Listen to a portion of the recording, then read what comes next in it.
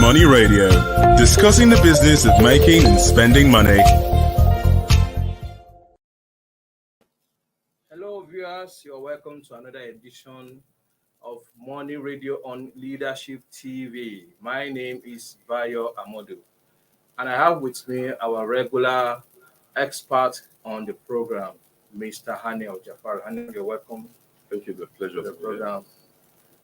Today we'll be looking at boosting renewable energy in Nigeria. On Monday, the federal government of Nigeria and India signed a collaboration on how Nigeria can boost investment in renewable energy. Of course, we know everyone is going green, and on the show today, we really want to analyze how prepared is Nigeria in this area. So, Anya, let me just start with this question. How do you see Nigeria boosting renewable energy? Do you think we are really ready for that? Well, we are ready if we want to. Nigeria is always ready, but the question is, do we have the willpower to push it forward? Because if it's, well, let's start from the fact that is there an enabling environment? Okay. Because you need to bring investors. Okay. We need investors in this sector generally. The agreement we signed with India, meanwhile, India are already looking at generating gigawatts electricity. We are still struggling with megawatts level. You get so Indians they had to design what's called a national infrastructure pipeline. Okay. That ensures that it's like if you go to that their website, it tends to give you all the list of infrastructure that they intend to accomplish before 2030. Okay. And renewable energy is part of it. 2020, 2021, they were able to get almost $15 billion as investment in India. So the national infrastructure pipeline tends to have clearly state out all the areas, the places where they need investment as long as renewable energy is concerned. Let me take you on that. Sorry. Sorry for interjection. Yeah.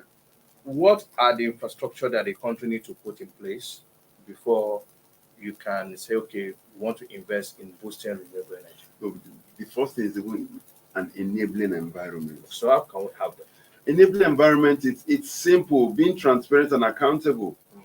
We've had issues and challenges as regards the privatization. Recently, we had the challenge of staffs of TNC turning off the passes and all that. And some persons will come and say that certain persons had not benefited or certain persons had not been compensated as a result of that privatization process. Meanwhile, the government, on the other hand, is saying that we have settled everybody. It's only those that were unable to confirm that they were employees that we did not settle. So now, investors coming to this kind of system, it's a toxic system already. You get so for investors to come, they need to be sure that they will not just come put in their money at the end of the day, they will not get return. So enabling environment is paramount. It's an important factor to put into consideration for looking at it from the perspective of investors. Then the second thing is the system we're running. We're running an 100% power generation system. Yeah, the power generation system 100% owned by private sector.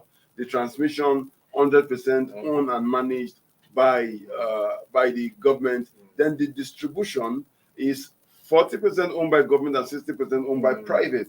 That system largely, if we understudy others, because the most important aspect or component of that three system is the transmission. Mm. You can generate as many as you want, megawatts as you want, but if you don't have the enabling environment to transport it, it's catastrophic.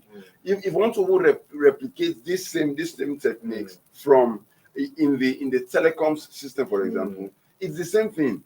There's what's called layer one ISP that tends to bring the ISP to Nigeria. Then there is what's called layer 2 ISP that tends to be the one that are close to us. They've been able to distribute the fiber using fiber. They've been able to distribute the network to the extent that corporate organization can from where they are just connect to the closest fiber and they have network. Now, when it gets to corporate organization, they now know how to distribute it to other systems. It's just a simple mechanism. So now, the government taking charge of that transmission, 100% transmission. Largely for me personally, I think they should relinquish that transmission to the private sector to give enabling environment. That's practically the midstream using the oil and gas sector. That's practically the midstream. So the government should relinquish that sector to ensure that yes, generated power has the capacity to be transmitted to distribution plants. I know that there are a lot of issues when you are looking at the system we are running presently now. You know, I would like you to touch on what are the benefits if you have a vibrant renewable energy system. What are the benefits, you know, for the government and for Nigerians? You know, everything we're going to a stage now where everything in this world largely is dependent on electricity. Gone are the days where you have alternative. Now you won't even have alternative because the tech world is taking over. Now data centers, I think it was in US that they said the data centers that are running in US, if I'm not mistaken, it consumes about 20% of the electricity that is generated in US. And that number is going to increase with the invent of robots. That number is going to increase with the invent of virtual reality and augmented reality. Technology, new innovations, artificial intelligence, Internet of Things, that number is going to be on the rise. You get so electricity is now a dependent. It's well, generally it's considered to be an essential to human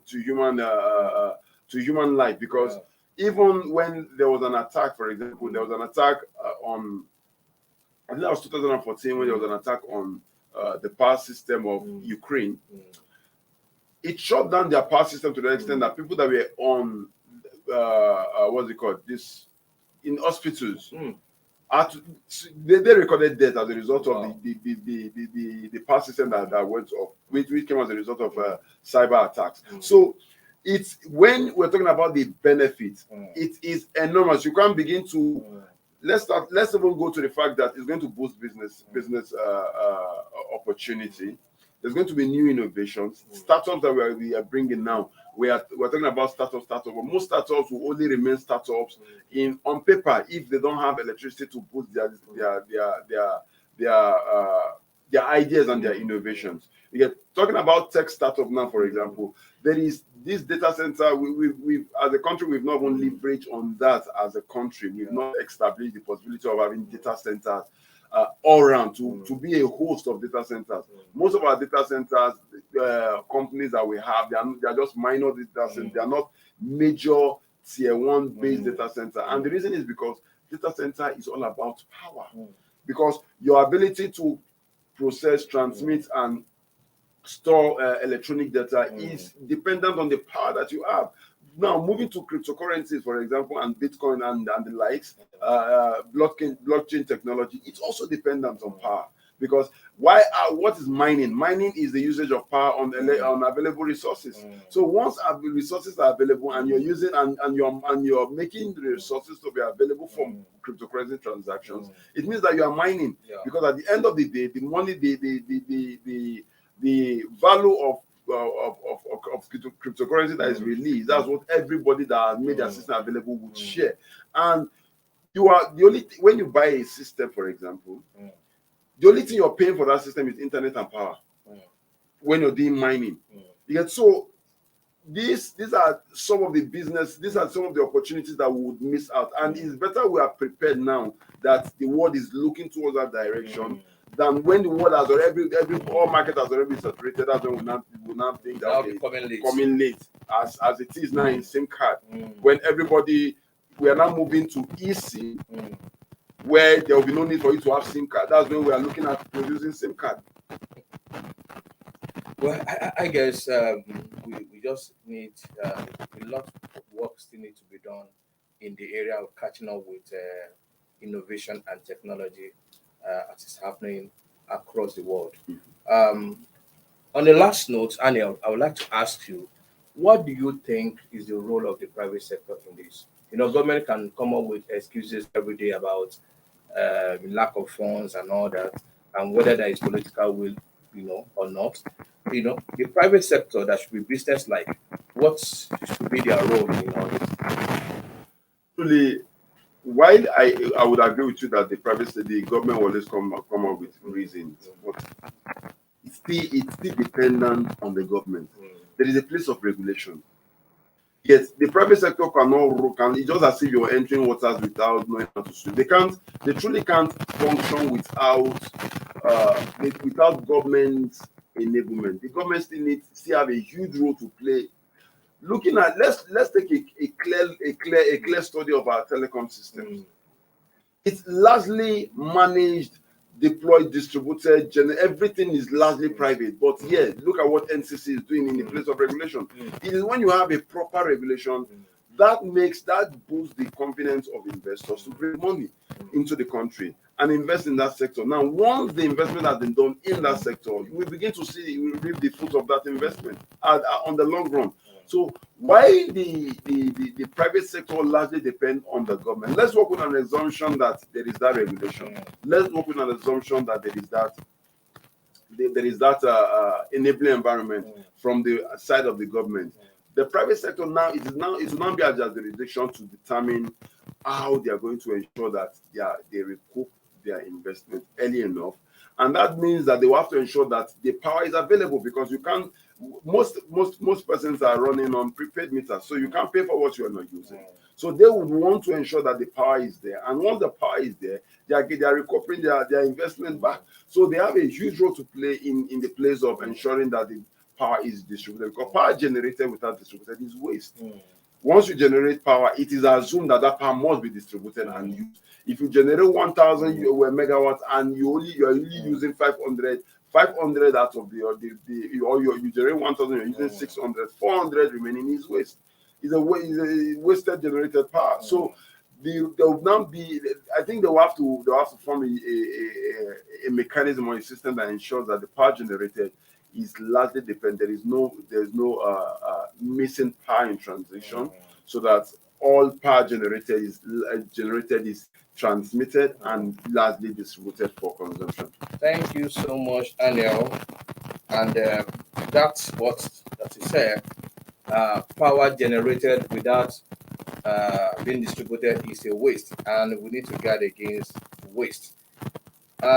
We are still discussing boosting renewable energy in Nigeria, and Aniel Jafaru has been able to do justice to this topic. Thank you, Aniel, once again for coming on the show. Pleasure. It's still Money Radio on Leadership TV, and this is all we can take on the show today. We want to thank you, our viewers, for joining us on the show today. Thank you very much. Tomorrow is another day on Money Radio. My name still remains Bayo Amadu. Bye for now. Thank you for watching. For sponsorship and advert placements, please contact 080-3688-6158. Last Word Leadership Podcast Studio. You have the last word.